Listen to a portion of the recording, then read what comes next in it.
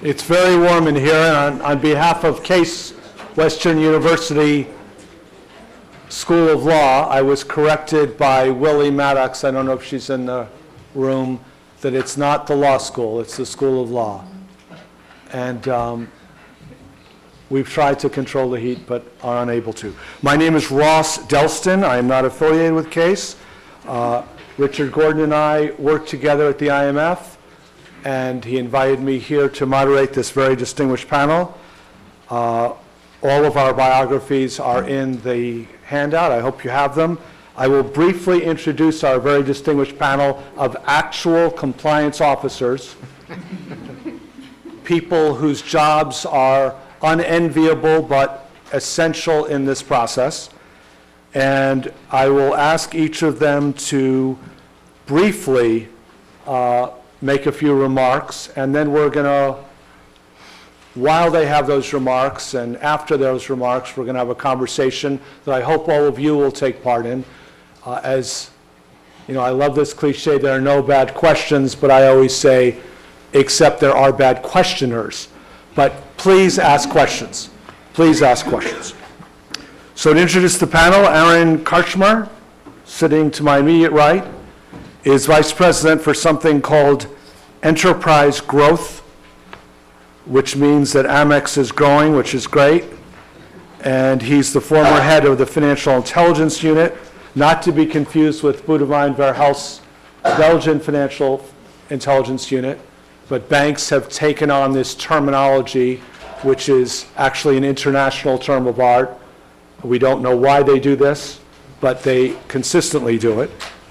And Aaron is also a former prosecutor in the New York County District Attorney's Office. So he is actually the last speaker. Lisa Belle is sitting at the end. She's the Director of Compliance at Barclays Wealth Bank. Gee, what did I do here? And we don't know exactly what Barclays Wealth Americas means, but it sounds very posh and high class. And she's the expert for both US and UK AML laws, sanctions, corruption. She's previously working at Citibank and is an Ohioan. Are you an Ohioan? Is that the correct pronunciation? Yes, that's correct. And an alumna of this school? It's very much so. Case Western Reserve University School of Law. Frank Meister, very severe photograph here, Frank. I don't know why. I don't know why you're so worried. I'm only serious at home. He's a senior vice president, AML, Bank Secrecy Act at First Merit Bank, which has over 200 offices in Ohio, Pennsylvania, and Chicago. Headquartered in Akron, $14 billion financial services firm, responsible for all aspects of the firm's AML work. And who am I forgetting here? Phil. Phil, where are you? Here you are. Okay. Very good picture of Phil. Better than real life. I mean, it's that good. Senior Vice President, Compliance Managing Director at JP Morgan Chase. Phil is so good in what he does that they let him stay in Columbus, Ohio, even though they're headquartered in New York City. He's had over 25 years of experience, a former investigations manager at a predecessor bank, and also a former investigator here in Ohio, was it, or Pennsylvania? Pennsylvania. Or Pittsburgh area. Don't hold that against me. So when you hear Phil talking about law enforcement, and he will, because we're going to get very, very concrete and practical, not that our academic colleagues weren't, but unlike them, we actually have to work for a living. And so I'll start with a brief introduction to what I saw one day doing an independent AML audit of a broker-dealer. And this This is a requirement of US law to do a periodic, every 12 to 18 months, audit of the AML compliance function by an outsider. It could be an internal auditor, it could be a consultant, in this case, a consultant like me, but it cannot be somebody part of the compliance function. That's part of the legal requirement. So I get to look at files. I mean, this is fun. Ask for anything. And I'm looking at the SARS file because got to look at whether they filed a SAR in this case, a single SAR for the year. And the SAR was about events that had occurred a few years before. So I'm looking at the backup file, and it's got sequentially numbered money orders. Classic. To open up a brokerage account. Why would somebody do that? So, of course, I said to the compliance officer, well, it's been a couple of years. Why did you file the SAR a couple of years later? Well, we didn't really see the onboarding of the customer with the sequentially numbered money orders, but now we have a new rule that doesn't permit sequentially numbered money orders. So when you read the risk indicators, the red flags for money laundering, you will often see references to sequentially ordered money orders. I think it's because the crooks are just too lazy to go to different places, and they think by having money orders in small amounts it's somehow going to help them and that no one would notice, but of course in this case no one did notice. So we represent a much smaller institution and peer group, but yes, our transaction monitoring rates are much more along the lines of 5% of something that would be actionable versus the 95 that we let through. That statistic doesn't surprise me at all. Okay. To add to that, though, what we find is, we have a very dedicated staff that really wants to do a good job. However, in addition to looking at a lot of noise, the process by which we have to look at that noise, it can be somewhat cumbersome based on what the regulatory environment would be. You have to make every investigation or every alert event the same as the last one to make sure that the process is repeatable. So it does become a little bit checkbox methodology, and that's unfortunate because you can look at something right away. A human being has a great nose for this kind of thing, and they'll look at it and go, there's just nothing going on here. But on the other hand, they have to sit and they have to spend the half an hour or an hour to write the report that explains that there is nothing going on here.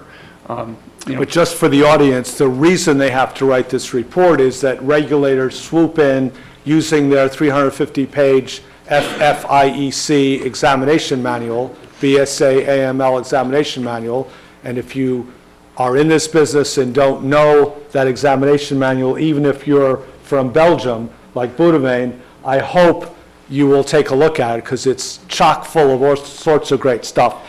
But one of the things that the examiners expect to find, and they tell you everything they're looking for in that 300-plus page manual, is a file on every alert, every one, that they can look at to make sure you have a file. And for any examiners or auditors that may be listening to this, we do so with a smile, and we do so willingly.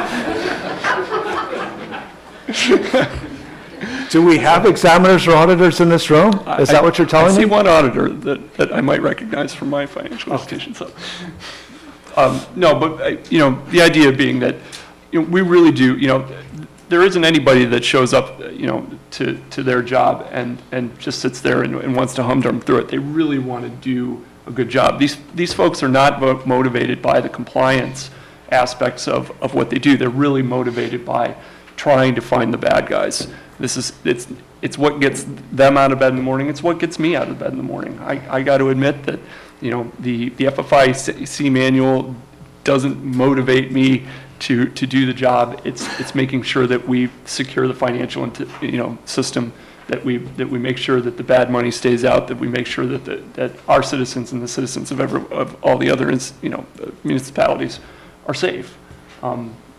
The regulatory aspects are absolutely necessary, and I understand them, but it's not what motivates me or any of my people, and I'm sure that that's probably the case with all your folks too. So. But it's still nice to know, and very few countries I've seen do this, and very few regulators do this. You know, the SEC, FINRA, do not release their examination manuals, and we're horrified when I ask them when they're going to do that. You know, I'm 60, the response I got was something like, you should live so long. They don't do that, but the banking regulators have a history of releasing manuals for all of their different types of examinations. And it's really nice to know that you can read exactly what that examiner is reading, even though everything, forget the kitchen sink, this is how to build the sink and what the ceramic should look like. But there's also a lot of good practical stuff too. Some of the red flags somebody was pointing out today are not all that useful, but there's a lot of red flags there. I incorporated some of them in an article that Case published on trade-based money laundering, which is in the handout, just because I thought they were really helpful. So I'll conclude with, back to really the topic at hand, which is terrorist financing, and I'll again echo Phil's comments that it's very difficult to see that needle in that haystack. The small dollar amounts that tend to be found in the typologies and the cases, it is hard to find in all of the rest of the noise, especially with the sort of standard tools that are being deployed these days from a technology standpoint. I really like what Chase and Phil is doing from this laser approach.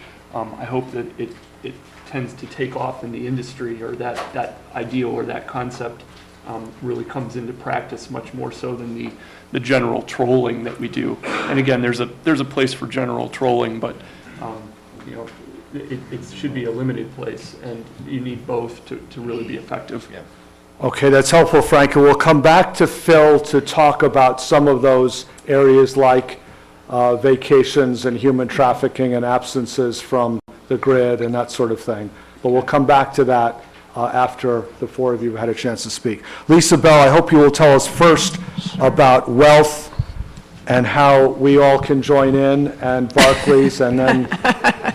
If you have $2 million or more to invest, we're happy to have you as a client at Barclays Wealth. If you have under $2 million, probably not going to work out. You have to open up an account maybe at Smith Barney or Morgan Stanley or somewhere else.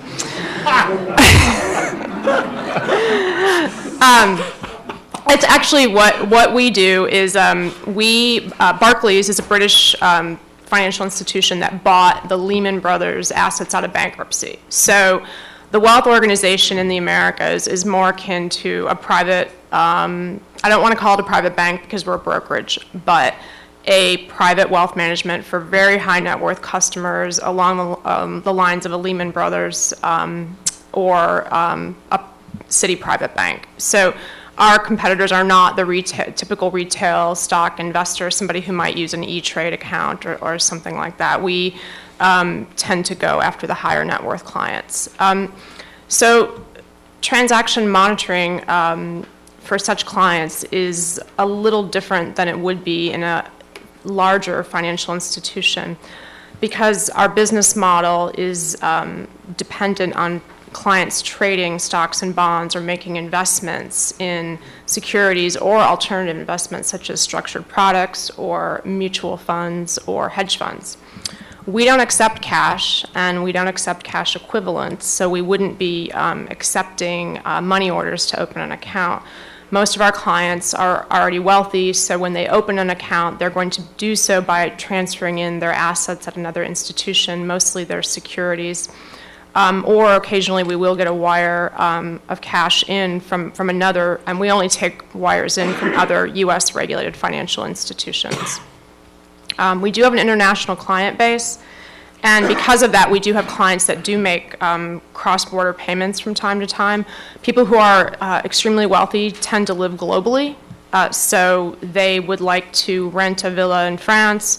whether they're a U.S. person or they're from France itself. So they will, on occasion, do those things, and we do have to accommodate them. So while we don't take cash and our business is securities, we will allow clients to make payments from their accounts to accommodate their lifestyle, essentially. Some of the other products that we do offer are things like refinancing planes, refinancing yachts. Like UBS, where I used to work, we also offer clients opportunities to purchase art or to help them purchase art. Those are all actual business lines that the major institutions, including JP Morgan, do offer to extremely high net worth clients. You really probably aren't going to see a typical terrorist financing sending money from such a client. But what you might see is a client who might be from a high risk, what we would call a high risk jurisdiction, so a jurisdiction or a country that has had terrorist activity in the past. You might find somebody from a country that's politically unstable who's wanting to get all of their assets out of that country and might be sympathetic with, say, a particular group. So those are things that we look for when we onboard our clients. Because we don't rely as much on transaction monitoring to look for suspicious activity, we really rely extensively on our upfront KYC. And I'm not sure how many of you know what that means. It stands for Know Your Client or Know Your Customer. That's a concept that different regulators interpret differently.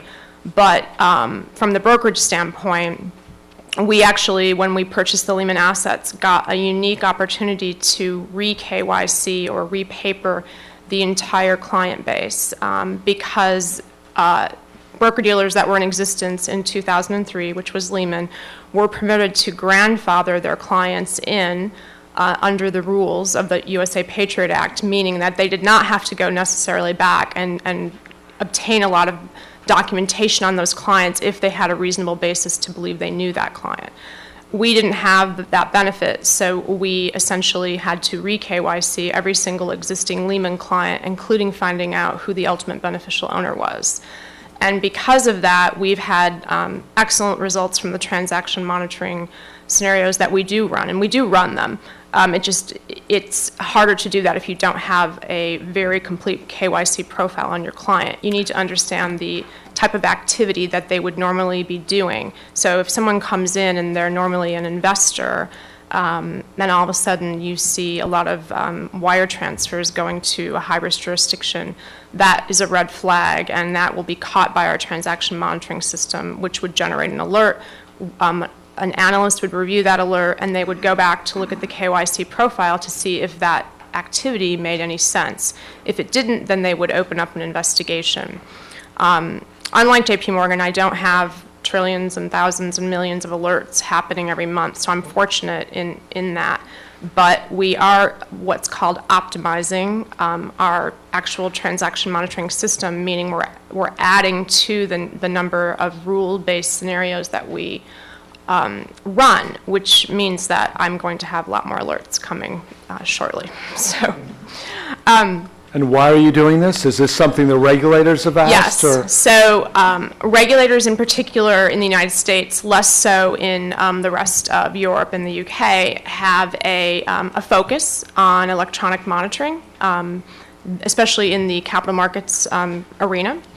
They have a particular focus on the threshold levels, and thresholds are it's basically a statistical term used to say, okay, well, at how many of this type of behavior would you expect a typical client to see, and at what point is that behavior going to trigger an alert?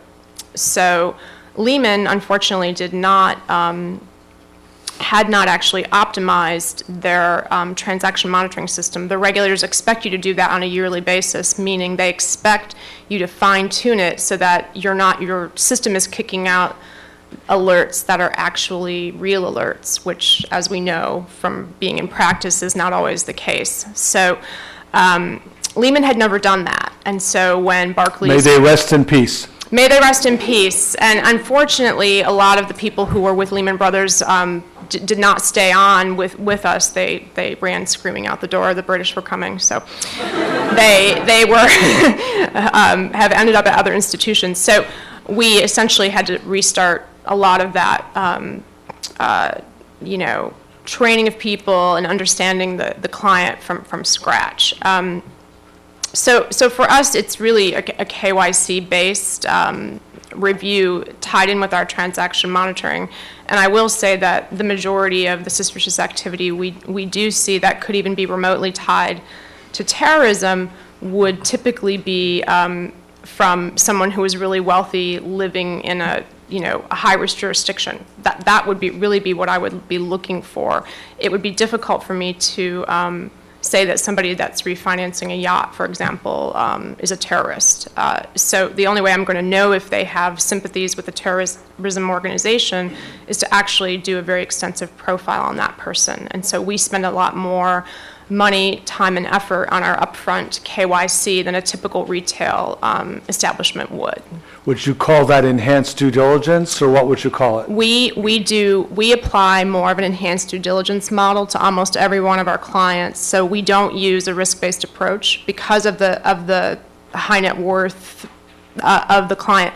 For some U.S. persons who may not reach that net worth threshold, especially if they're just opening trust accounts that are very low risk, we may not do enhanced due diligence, but for the vast majority of our clients who are incorporated outside the U.S. and also use, they don't open accounts in their own name because they don't want anyone to know who they are. Essentially, for a lot of countries, people fear kidnapping and extortion. They will use what's called a personal holding company, a PIC, to open their account to trade securities with us.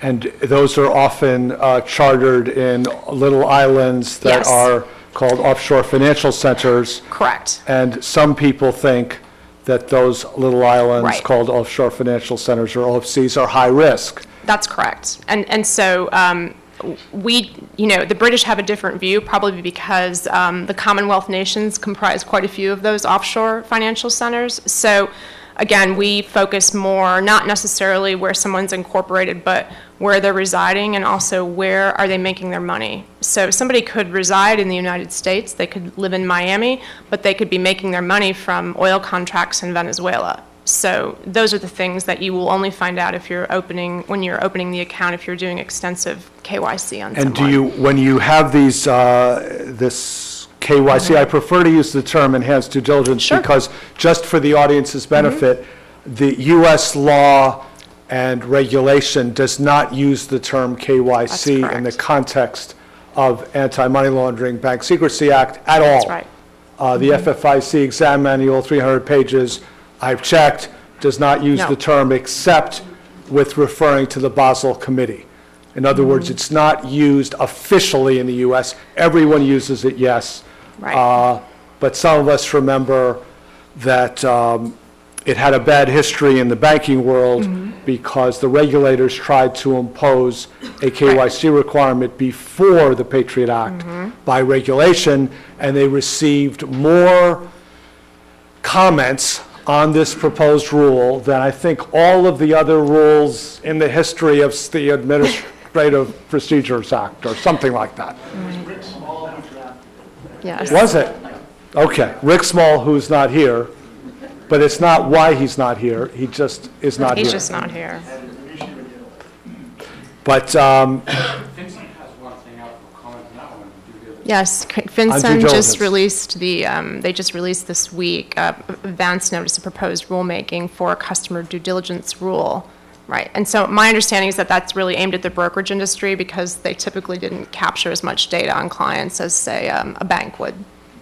well, one of the things I've heard from friends who worked at Swiss banks is that the Swiss banks will sit the husband and the wife down in separate rooms and talk about relationships outside the marriage, children outside the marriage. The reason, not just because it's fun and salacious, but because Right. but because there could be transfers of money, checks, wires to these significant others outside the marital bound. That's possible. I don't think we've run into that yet, hopefully.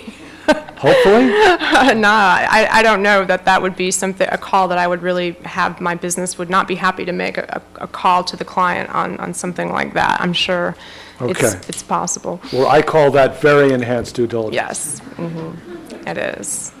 So one other thing that I think is really important, and where we really, especially with something as hard to find as terrorism financing, would be the training that we do for our business people and our bankers and our brokers that are on the front lines, so to speak. I think that when you have part of your sales force, for example, where we are, is all commission-based. So their incentive is not necessarily to protect the institution, whereas my job is my client essentially is Barclays. So training the front office, so to speak, to look for signs or red flags is very important. And it's something that I personally don't think a lot of institutions spend enough time on.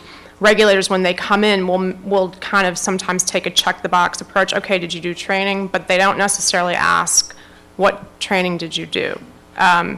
In the arena that I operate in, the training of the front office is very important. And the reason for that is that they get approached a lot of times by clients with strange requests, and it's very important that they understand when a request is actually suspicious and when it's not suspicious. So we spend a lot of time on that, as well as the KYC. Well, Lisa, can I ask you a question? I know Sure. that you've done compliance work in banks, and we have Yes. 3 others here at the table who've doing now.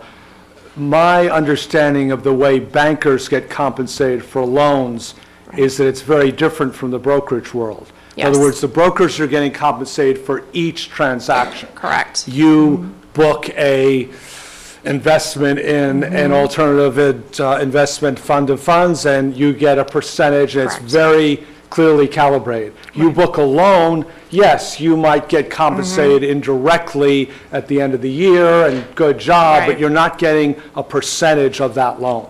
Is that a Correct. fair statement? Yes, that's a fair statement. I think financial institutions are moving towards more of a mixed,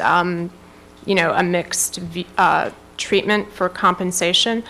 But until Dodd-Frank and the regulators figure out whether we're going to have the same type of standard, if we're going to have a fiduciary standard, which is what investment advisors have, which means they have to put the client's interests in front of their own, whereas brokerages in the United States, anyway, only have to do what's suitable for a client. And that difference in standard creates different incentives for how business is done, essentially. But imagine in the context of terrorist financing, you're in the banking world and you're thinking about booking a loan and you see a red flag, versus you're in the brokerage world and you see a red flag for terrorism, and your commission is dangling out there in front of you, Right. and you can taste it, you know. Yes.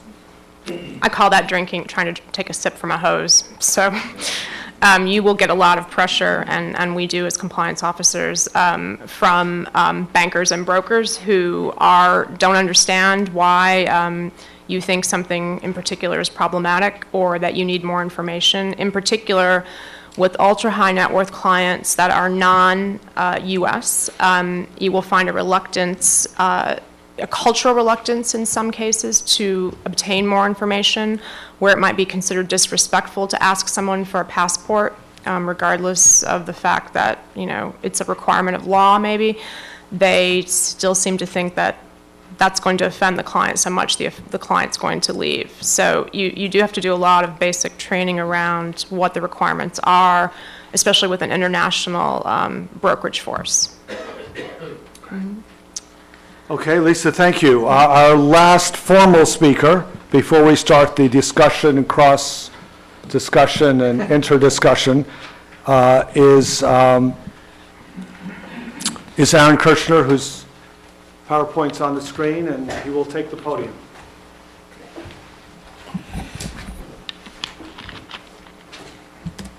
Thanks, Ross. Good afternoon, everyone. So today, short presentation. Thought I'd give you a brief overview of the Financial Intelligence Unit, not to be confused with the public ones, at American Express, how it's set up and what it does. and then talk about a terrorism financing case that we identified through investigation. And then maybe we can initiate a little discussion about what we can take away from that case. So the Financial Intelligence Unit at American Express was established in 2007 as a centralized function across all business lines and across all geographies to identify and prevent money laundering, terrorism financing, and related risks. And I really emphasizing that central nature of it, that it goes across business lines and it grows across geographies, because criminals do that too. And so we can't have an isolated approach to identifying criminals who use multiple products across multiple geographies. We have to take the same approach. Otherwise, we could be in the unenviable position of having parts of our company know about the activity and those dots don't get connected, which means we would not be aware of what we should be aware of, and we couldn't tell law enforcement through the suspicious activity reporting process what we'd like to tell them about. So again, the central unit was created. It has end-to-end responsibility for the suspicious activity identification, investigation, and reporting process. And those are called SARs. I think you've heard that term a lot today. That's a suspicious activity report here in the States, usually referred to as a STR, suspicion transaction report, internationally. But the requirement is almost universal at this point. Most jurisdictions have some similar requirement to identify and report. So this team that's been created is actually divided into 5 divisions, and I'll just go briefly over them. The most interesting for this discussion is probably this first one, which we call the Monitoring Rule Development Team. And you've heard a lot about transaction monitoring and different approaches we have at American Express. This team is sort of at the core of our transaction monitoring. So we have a homegrown system that we developed and we manage, and we also take maybe a layered approach, I think is what you called it, hybrid approach, I think is what we call it, which is looking at sort of expected red flags and divergent activity, but really focusing more and more on typologies. And there's a definite methodology that we use in creating these alerts. We call them like alerts, or I think more properly called investigation initiators, because that's really the purpose of them. An alert is not necessarily indicative of anything in and of itself, but there should be enough there that there's something to investigate and sort of a question that needs to be answered. So in order to create that right, you have to know your products really well, understand how they could be misused by the bad guys, figure out what the indicators of that misuse could be. Hopefully you have that data, and if not, try to get it, and then you can build that into your system. And the other thing that was mentioned here today that I'd just like to echo because it's so important, and it's a regulatory expectation, but it's also the key to this work, which is what's been called optimization, which is basically the notion of having a self-improving process. Part of what's challenging about this work is also really fun about this work is the criminals constantly change what they do, so we have to as well. And so that annual, if not more frequent review of how your monitoring is working is crucial. Next, there's an investigations team, and they set the standards globally about what minimum amount of work is done and what tools should be used. They also oversee a lot of the investigations. The quality team is what you might think it is, but it shouldn't be understated. They review all the work before it goes out the door, and that's crucial because what you don't want is a great investigation to go out the door and law enforcement can't use it because it's poorly written or it's not well structured. And so this team ensures that it makes sense and that when law enforcement looks at it in the first paragraph, they're going to know what they're reading, because if you have a 10-page SAR and it's not clear until you get to the end what it's about, it's not going to help law enforcement because they're not going to read it. Next, the technology team. Again, there's a lot of technology that enables this process end to end, from generating the alerts to investigative tools to case management. And finally, there's an operations piece, because this is all a single process, but there's lots of moving pieces, and so there's a team dedicated to making sure it all works in a consolidated fashion. So next I'm going to share this case we had, which is a terrorist financing case. And looking at the bottom, we have 9 individuals that we identified as going into large retail locations in the U.S., perhaps somewhere close to this region. And we identified that what they were doing was purchasing prepaid phones, purchasing in the time span we were looking at about 9,000 of them in a pretty short period. What was interesting, though, is they weren't using their American Express cards to buy them directly, at least not for the most part. They were purchasing gift cards, and then in turn those gift cards were being used to purchase those cell phones. And we dug in a little bit more, because key to any investigative effort at a private institution like ours is you have to go through your internal data and your external data, and you keep looping that back until you've found out everything you can. So in this case, going through our internal data, where we have lots of interesting nooks and crannies, including if you pay for shipping with your American Express card, we know where you're shipping to, and we also have a good sense of how heavy those packages were. So by looking at these 9 folks and their associates, we identified that some pretty big packages were also going out during this time period, and we sort of traced it out geographically to these 3 areas, and the largest concentration was in the Middle East, although we also had in Hong Kong and the UK. 21 entities were actually identified as recipients of these large packages. So what's interesting about this? Anything come to mind right away that doesn't make sense? If you haven't seen it already, it's that middle layer of that gift card. Why would you not purchase these cell phones with your credit card, but instead go through the trouble of getting this gift card first before buying those cell phones? Well, what's the difference, the defining difference between your credit card and your gift card, other than credit, is the credit card is not anonymous. We know who you are, but a gift card is anonymous. So they went through the trouble of creating a layer of anonymity to buy these phones. We also did a significant amount of external research and identified that an associate of one of these 9 had actually been sued civilly by the cell phone companies in the U.S. Because it turns out in the U.S., the cell phone companies make money not from the sale of the phones, but really on the service. But in some other international jurisdictions, it's flipped. And the phones are expensive, but the minutes are cheap. So the cell phones mostly that are sold in the U.S. are what they call locked, but folks can, with a little technical expertise, unlock them and make them usable overseas, and they can sell them for quite a profit. So we identified all of this. Did we know that this was terrorism financing? Absolutely not. Did a great investigation. Lots of time, effort, and energy and expense was taken, and ultimately we brought it to the FBI, and they were able to verify that this actually was a Hezbollah funding cell of which they had not previously been aware. So from our perspective, big win in the context of if your products are being used to fund terrorism, at least you found it. We prefer they weren't used. Big win for us.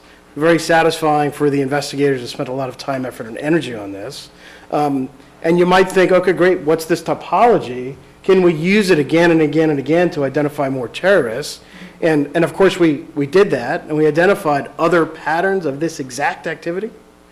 And we brought them to law enforcement, and it was not terrorism financing.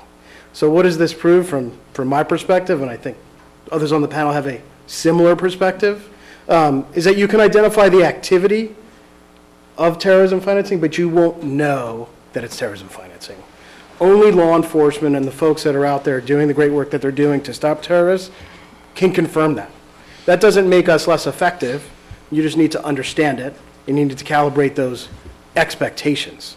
But Aaron, is it fair to say that it's not your job to know? It doesn't matter whether it's money laundering, terrorist financing, or for that matter, neither, not a crime at all? I don't know if it's a couple of points. So if and when we could know, we would definitely report it as such. And there are occasions where sometimes we actually know it is a specific crime, and we would report it as such. But if you look at us positionally in this ecosystem of the private sector providing the right amount of information that we're required to law enforcement, we can't know.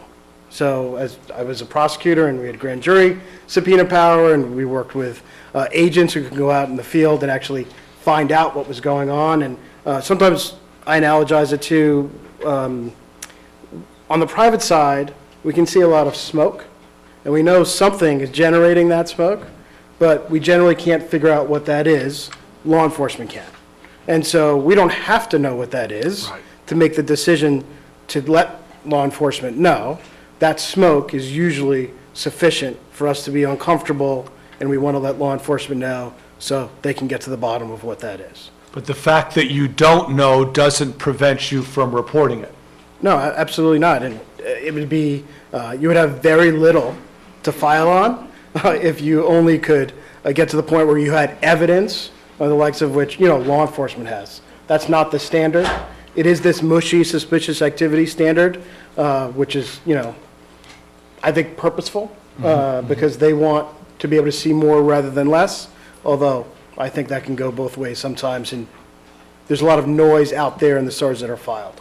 About 1 million SARs filed a year, at least before the meltdown. I don't know whether I think it's dipped a bit since then, but it creates a lot of problems for law enforcement, there being so many of them. So that's really, Okay. thanks for the time, and happy to discuss more. So maybe we could leave this really neat picture on the screen, just because it has all kinds of great flags and things. And Phil, maybe we could go back to something that you said earlier, which was that you had looked at a couple of key areas and tried to develop some profiles, I don't know what the right word is, based on these activities. Sure. From a typology perspective, I think what you're speaking about, from a typology perspective, a few things that we've done that have been pretty useful to us and pretty useful to law enforcement as well too. It's all about, really is all about the data, and it's all about how you go about getting the data and turning that data into intelligence. And that's the challenge. And then when you turn it into intelligence, what you want to do down the road is then turn it into wisdom from a repeatable perspective. So what we did, for example, in the I'll call it terrorism type space, is we were involved in a particular investigation that's in the handout here, in the materials here, and we took that case apart to the extent that we could and tried to identify whether or not there was a financial footprint.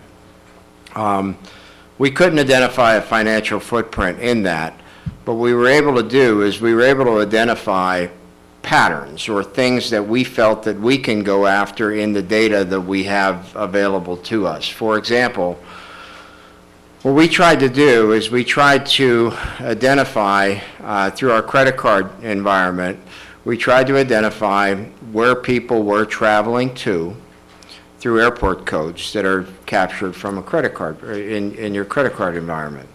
So we took a particular point in time and said for a 3 or 4 month period of time, give me every person who traveled to Yemen, Afghanistan, and Pakistan, and then when they traveled, dropped off the grid for at least a 30-day period of time. Prior to those 30, we wanted to look at their activity, or prior to that period of time, we looked at their activity to see how they were transacting before that. They traveled, then they were not on the grid at all. We took a number of data points that we had available to us, put them all together, and we came up with a pretty good base of intelligence and worked through all of those investigations. There were a number of them. And worked with law enforcement, worked closely with law enforcement on those as well too. And law enforcement had indicated to us that there were a number of individuals that we produced as a result of that list that were on their radar screen from a terrorism perspective. So it goes back to what we were talking about earlier. The creativity and the intelligence and taking the data that you have and turning it into something actionable is really what we want to try to do and what we want to try to get better at as well. Frank? God, thanks, Phil. To go a step into, we try to remember that what we're doing with our suspicious activity reporting is to try to generate some sort of a lead or some sort of a connection for law enforcement. So we're very cognizant that that within the narrative section of our reporting that we provide things that may be connectional. We've really put an emphasis on trying to make sure that email addresses for all of the parties that are being reported upon are now within that, so that the FBI can, if they have some sort of other signal intelligence that they're using based on email addresses, that they can mine that out once that narrative hits the FinCEN database. Telephone numbers, other names, addresses. I mean, we try to provide within that suspicious activity report any piece of scrap information that they may be able to mine out, because they're doing very similar things to what you're doing for, within your bank. We're just trying to upstream it so that they have it available to them. You mentioned it earlier, Ross. If we can help to eliminate some of the noise that they have, we're all going to be better off. We want to eliminate the noise from our perspective, but we also want to eliminate the noise from their perspective. But let's go back to your example. I think a lot of us in the room travel. We travel in the U.S. or outside the U.S. We take our credit card with us. My tendency when I travel is to use my credit card more, because I'm charging meals, I'm charging hotel rooms. Dropping off the grid for 24 hours would be difficult for me when I travel. Why is that not a typology right there? That traveling to internationally to a certain country, I wouldn't say dropping off for 30 days. I think you can get trained in a week, but dropping off the grids for some period of time. That sounds like a typology. It can be. It absolutely can be. Extrapolate that over 193 million accounts. No, you do it. No, seriously. But that's exactly what we want to be able to do. Again, I'd much rather play in that sandbox environment and have an 85 or an 80% yield than have to, and also give investigators and analysts the ability to investigate or analyze with a purpose. You'll be much more successful in that regard. Can I freeze this for a minute? Now, we're getting toward the end of our session. Yes, Sean? Do you want to come to a microphone so this could be recorded for posterity, so that years from now your grandchildren can see this on YouTube? God forbid. This may not be an entirely fair question, but getting to the title of this piece, which is, are the regulated doing enough or too much? Taking a step back, you have limited resources at each of your institutions. You're right. The regulators had limited resources. Post 9/11, a lot of effort went into staffing out the anti-money laundering and CFT compliance efforts, both in government and in institutions. We subsequently had this huge credit disaster that happened. From a risk perspective, have we overweighted our attention to AML and CFT at the expense of other risks that are out there? And I probably open this up to the other. You're right, it's not a fair question. No, it's a great question, and I would open it up to everyone. I don't know the answer to that. That we may have. I think I can answer it. Okay. No. Your assumption is that there were so many resources put into AML CFT that the normal process of examining banks and broker-dealers somehow went amiss, but that doesn't seem where the evidence lies. The evidence lies, in my understanding of what happened in the meltdown, is that there was this fabulous party that nobody wanted to get in the way of.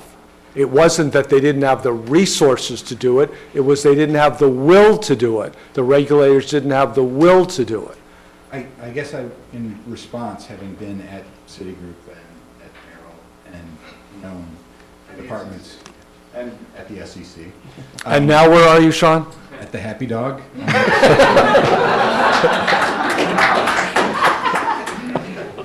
The amount of staffing resources, if you looked at how many people, FTEs, full-time equivalents, were working in AML CFT compliance versus the rest of the departments,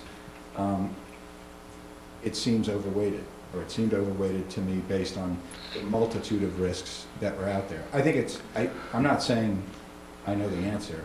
I'm saying if we're asking whether the regulator is doing enough or too much, and we look at effectively, especially for the bigger institutions, having these financial intelligence units embedded, and that's a cost for the shareholders, and that's duplicating work or doing work on behalf of the government in those investigations. It's a question of risk and reward. Is the reward for what we're doing here commensurate with the risk of the bad things that are happening? Well, again, my answer is still no, but I'll be happy if somebody wants to disagree with that. Anybody at the panel, anybody in the room? I mean, what I saw happening was that mortgages were being churned out that were no documentation or low documentation. Now, what was it about that sounds low risk? That risk units within organizations like Fannie Mae were warning about this, explicitly warning about this, that compliance officers were downgraded as a result of warning about this, and that the party went on. And you're telling me the regulators didn't know about the party? No way. Because they were too involved in AML CFT? Not a chance. No, I don't think so. But again, if anybody would like to disagree with that, other than Sean, who's at the Happy Dog, was it? Is that where you are now? To your point, look at how we've evolved. Look at the overhead. Look at the amount of time that we spend on something that's extremely subjective, and look at what's happened over that same period of time with the fraud groups within the bank. The fraud groups within the bank have shrunk, and the AML groups within the banks have grown significantly. Now there's obviously the pressure to put the two of them together, but I completely understand what you're saying. I don't know the answer, but it's really it's worth a beer at the Happy Dog. I could probably muddy the water a little more with this general observation. But, what I've seen is the continued evolution of what the examiners are expecting from an AML perspective. They may have, taken their proverbial foot off of the gas while the meltdown was happening because they got, they had other things to do. I mean, the foot's back on the gas. I mean, those people that are in the AML space, I think and the examiners, at least ours, have made it known that, it's still important and you still need to do this, and they have in absolutely no way have taken their focus off of this. So but what I think I've seen is an increased focus on the electronic detection, and they're thinking of electronic detection as a force multiplier. Instead of in the the heyday of AML, it was throw FTE, throw more people at it, put together internal FIUs in the sizes of 30, 40, 50, 120, 200 people to look at the stuff that these suspicious activity monitoring systems are generating. Now the idea is tuning, testing. There's new guidance on model validation, although the model validation guidance that came out in 2011 was really more generated towards capital models, liquidity models, risk credit models. But I know our examiner looks at that as, you should be applying these same model validation techniques to your suspicious activity and your customer risk rating systems. So I really think that they're focusing on technology as your force multiplier. To that point, and you mentioned, both of you guys mentioned thresholds and settings and tuning and so on and so forth. Just from an overhead perspective, one of our transaction monitoring systems has 229,000 knobs and dials. I'm not kidding, 229,000 knobs and dials. And what we need to do, thank goodness this isn't in my world, what we need to do is document why every knob is set where it is set, and why every dial is set where it is set. So overhead is pretty high in this area. No question. That's a very good question, Sean. And the Happy Dog, I'm sure, will be scheduling an event to discuss this over a vegan hot dog, which I had last night, which is excellent. Did we get a T-shirt? Do we have any other questions from people not affiliated with the Happy Dog here in Cleveland? Yes, please. Would you mind going to the microphone and telling us your name and affiliation, if possible?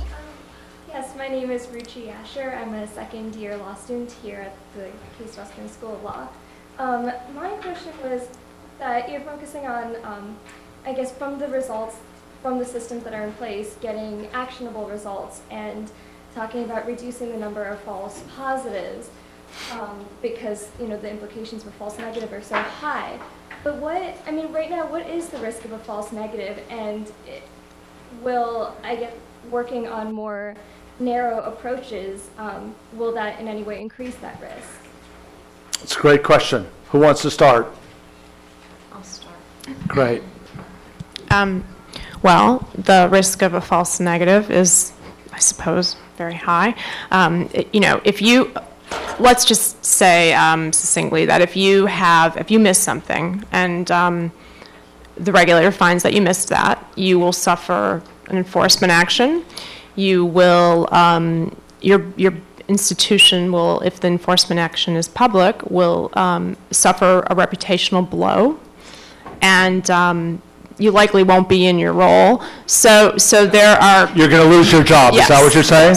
Yes. Okay, let's be explicit here. These are young people. Possibly, yes. Okay. So, and it's also very important in this atmosphere, as opposed to prior to the meltdown, it's more important than ever that you are seen as an effective compliance officer in front of your regulator. So if you don't have the support of your senior management to fine-tune or optimize your system because they won't give you the money because you haven't made the case effectively enough, your regulator is going to think that you're the problem. So it's a very high risk if you miss. It's a personal risk. You take this personally. And the reason they're going to think it's your problem is that you're the one they talk to. Right. They don't talk to this executive vice president for whatever. Make no mistake, we're judged on our misses, not on our hits. I think that all very, very true. But, I think some of us here, including us, try to have very open conversations with our regulators. And as I think we have made efforts to narrow and focus on what I call the good stuff, we try to bring them along for the ride as much as we can. I think that's probably the best way. But I think the initial approach is exactly that. It's a check the box. Do you have this? Do you have this program? What are your thresholds? Oh, do you know other people do it that way? I don't think your hit rate is correct. On what basis? So you have to have those discussions. And if you put a lot of thought into your program, as we all have, you can set those expectations up front. And about your question about the missing something, you may miss something. We do. We do. Period. So one, the obligation is not to identify all suspicious activity. Our obligation is to have a program, a reasonable program, to identify and report, of course. And we do that. The other issue is you may even have something that generates an alert that you close, and it ends up that was a super bad person. That still may be okay if you have a really good process and you document well. Right? And that's why we document, because that investigator may no longer be here by the time the regulator comes in and finds it, or the grand jury investigation catches up. But if you have a uniform process that everyone follows, and I agree, sometimes it feels like there's a lot of wasted energy there, but 3 years later, you are very happy that you checked 62 databases and you documented in a very reasonable way to say, what else would you have me do? Yeah. We did a lot here, and again, to the question of the panel, are we doing enough? I think we're doing a lot, and we're proud to. right? It gets us out of bed every day, and it's the way we keep our folks motivated, is not to check a box. It's to do our part, to keep the country and institutions safe. And so we focus on that, and we try to keep our regulators focused on that as well. This really isn't about us versus our regulators or anything like that. They have an extremely important job, and they're measured every way that we're measured across the board. The thing that we need to do is we need to understand where each other is going and make sure that we're in sync along the way. But it's not about us and them at all. We have one last question, then we're going to do the final session with Rick McDonald. And you can, of course, capture any of us after the program is over and ask additional questions. Please, could you identify yourself and... Keith Carson, and I'm Keith Carson. Okay. Is there a difference between trying to uncover terrorist financing and money laundering, ordinary money laundering? Okay, that's a very good question. It's a question that is basic to the whole discussion here. Good way to end. Thank you. Actually, yes and no. Really, yes and no. The difference that I've seen from a money laundering and terrorist perspective, it'd be very easy to say one is use of funds, one is source of funds, but that's not the case. I'd say from a terrorism perspective, the thing that I see the most, and we're not finding a lot of terrorist financing type activity, let's face it, it's lower dollars. It's lower dollars, and the individuals are trying to look like us. They're trying to blend in just like we are. They're trying to use their credit card just like Ross is. That's exactly what they're trying to do. So that's what makes it extremely difficult. That's one of the things that makes it extremely difficult because it will blend. From a money laundering perspective, if you're talking about drug money and if you're talking about Mexico right now, you can pick anything off there just about and find something that looks like money laundering. But terrorist finance, in my opinion, terrorist financing is a lot different than that. I'm not sure if there is a unique thing called terrorism financing that we can see. We can see activity. We can see money laundering. That money laundering may also be terrorism financing. To Phil's point, terrorism financing is about use. Money laundering, the money has to be bad. For terrorism financing, it could be good money or it could be bad money. Right. We have fraud cases, I know, that turn into terrorism financing. You have money laundering cases that turn into terrorism financing, and you have very clean money from wealthy or non-wealthy people that also funds terrorism. So that is the question of the day. My assertion would be, from the private sector perspective, we can't know. By doing a really, really good job at reporting fraud and money laundering and suspicious activity, I think we are identifying some terrorism financing, Sure. But we won't know it. Law enforcement will know it once we give that information to them. And I guess what I would add to that is that the general marginalization of, of charities financing terrorism, and those people not wanting to do that any longer. I think we heard that earlier as as the money might be going more towards a legitimate regime change thing, or semi-legitimate like the Arab Spring. As we start to marginalize what is more legitimate money movement, and the terrorists start to use more illegitimate means, I think it becomes easier for us to see it, because then it looks more like the stuff that looks like more like money laundering. It looks like drug trafficking. It looks like fraud. It looks like the large movements of cash into the system, and things that look out of the norm, and and I know in previous either conferences or conversations with law enforcement, they will say that those things that look like terrorist financing, lots of those things have had either SARS or CTRs filed on them. So let's end on a positive note. Lisa, did you have anything before we break?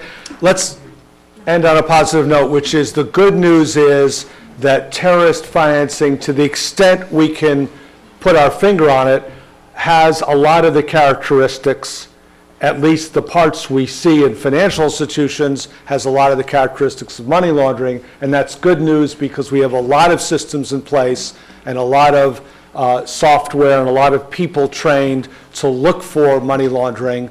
And as in the example that Aaron had, the odd stuff that appears to be money laundering but turns out to be terrorist financing is stuff that we can figure out and are trained to do.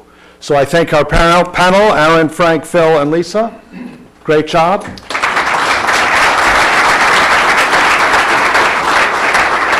And thank you for your questions. There were no bad questioners today.